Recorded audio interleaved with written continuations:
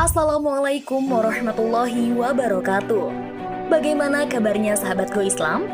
Semoga selalu Allah berikan sehat lahir dan kesehatan iman ya. Sahabat, pada dasarnya disyaratkan bagi seorang mukmin adalah memohon perlindungan kepada Allah dari gangguan setan dan bukan menyumpahi setan. Setan sejatinya senantiasa berusaha menimpakan keburukan kepada umat manusia karena kedengkiannya, terutama supaya manusia merugi dan sengsara dunia akhirat. Karenanya, setan berusaha keras untuk menyesatkan umat manusia dari jalan hidayah, supaya kelak menjadi temannya di neraka yang menyala-nyala. Namun begitu, kita janganlah mengumpat setan. Mengapa mengumpat setan itu dilarang? Apa yang akan terjadi kepada setan jika kita mengumpat setan? Silahkan sahabat simak video ini sampai selesai, hanya di channel Go Islam. Namun sebelum diulas lebih lanjut, jangan lupa klik subscribe, like, dan klik lonceng notifikasinya terlebih dahulu, agar channel Go Islam dapat terus memberikan manfaat khazanah keislaman untuk umat. Sahabat, ekspresi dari rasa marah dan kesal dalam ungkapan verbal yang menghina, mengumpat menjadi pelampiasan marah yang paling sering dilakukan. Bahkan tak sedikit yang secara refleks pasti mengumpat saat marah. Saat amarah mencuat.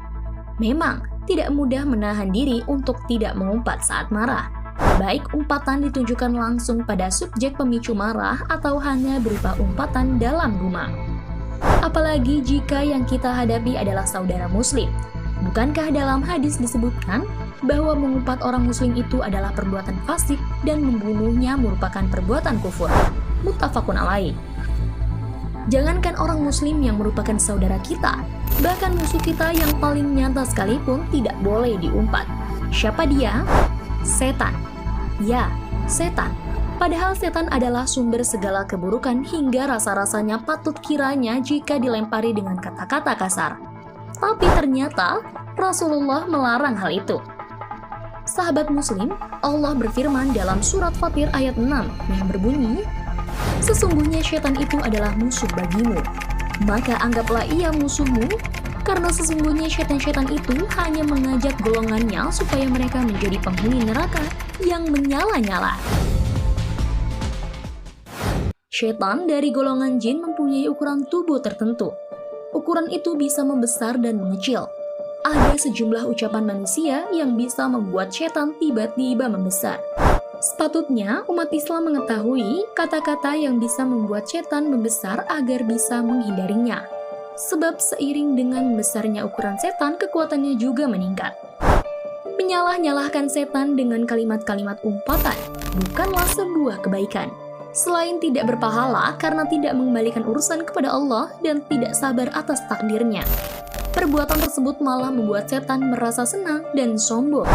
Setan akan merasa bahwa kejadian itu ada karena kekuatan yang dimilikinya. Dan selayaknya seorang muslim yang memproklamirkan setan sebagai musuh abadinya tidak mau membuat setan senang dan berbangga. Manusia tidak diperintahkan untuk mencela setan, namun mereka diperintahkan untuk memohon perlindungan dari setan. Sebagaimana Allah berfirman yang artinya, "Jika setan mengganggumu dengan suatu gangguan, maka mohonlah perlindungan kepada Allah." Dalam sebuah hadis, seseorang pernah dibonceng Rasulullah dan menceritakan, "Ketika aku dibonceng Nabi Shallallahu Alaihi Wasallam, tiba-tiba unta beliau tergelincir, serta merta aku mengatakan, 'Celakalah setan.'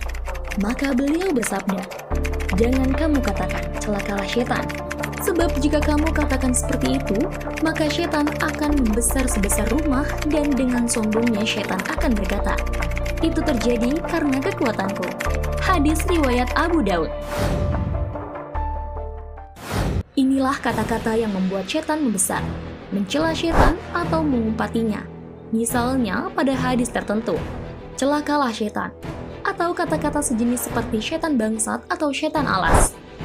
Maka dari itu, jangan mencela atau mengumpat setan, tapi bacalah bacaan basmalah atau berlindunglah kepada Allah. Ta'awuz. Sebagaimana petunjuk Rasulullah yang menganjurkan mengucapkan bismillah. Karena jika mengucapkan kalimat ini, maka setan akan mengecil. Seperti yang tertulis dalam hadis yang berbunyi, Rasulullah Shallallahu Alaihi Wasallam melarang hal itu, karena ucapan itu akan membuat setan bangga. Dia menyangka kecelakaan itu disebabkan dari setan, padahal sejatinya bukan darinya, namun datang dari Allah. Dan Nabi Shallallahu Alaihi Wasallam memerintahkan untuk menggantinya dengan ucapan Bismillah, sehingga setan tidak menganggap bahwa kecelakaan itu darinya dan dia memiliki peran dengannya. Hanya saja terdapat dalil yang menunjukkan bolehnya mencela setan. Di antaranya firman Allah ketika mengusir iblis dari surga. Allah berfirman, "Keluarlah dari surga, karena sesungguhnya kamu terkutuk, dan sesungguhnya kutukan itu tetap menimpamu sampai hari kiamat." Quran Surat Al-Hijr ayat 34-35. Tak jauh beda dengan setan dari golongan jin. Mengumpat setan dari golongan manusia juga dilarang, khususnya umpatan atau hinaan atas Tuhan mereka. Tema Tuhan akan menjadi isu paling sensitif jika disinggung. Ini biasa terjadi jika kita terlibat perdebatan soal ketuhanan. Saat perdebatan memanas, ada kalanya kita terpancing dan tak tahan untuk tidak mengumpat Tuhan dan keyakinan mereka. Aksi hina-menghina pun tak terelakkan. Dulu para sahabat juga sering menghina berhala. Hal itu dilakukan guna menguatkan keyakinan bahwa berhala tidak mampu mendatangkan bahaya meski dicaci maki. Namun kemudian orang-orang musyrik tidak terima dan balas menghina Allah. Dari segi manfaat dan mudarat, hinaan kepada berhala jauh lebih kecil manfaatnya dibandingkan mudarat yang muncul karenanya berupa hinaan dan umpatan kepada Allah. Karenanya hal ini pun dilarang. Sahabat, dari ulasan tadi kita jadi mengetahui, pada akhirnya memang tidak ada pilihan lagi selain berusaha sekuat tenaga untuk menahan diri dari melampiaskan amarah dengan umpatan, karena hal tersebut hanya akan mendatangkan keburukan. Mungkin kekesalan tersebut bisa dilampiaskan dengan selalu mengingat Allah seperti beristighfar dan sebagainya. Semoga Allah menjadikan kita hamba-hamba yang kuat karena mampu menahan amarah. Amin ya rabbal alamin. Wallahu a'lam bishawab. Sahabat Go Islam, jika video ini memberikan manfaat, jangan lupa untuk share ya, agar kita ikut menyebarkan kebaikan. Karena kata Rasulullah, barang siapa menunjukkan manusia kepada kebaikan, maka ia memperoleh pahala seperti pahala orang yang melakukannya. Hadis riwayat Muslim. Wassalamualaikum warahmatullahi wabarakatuh.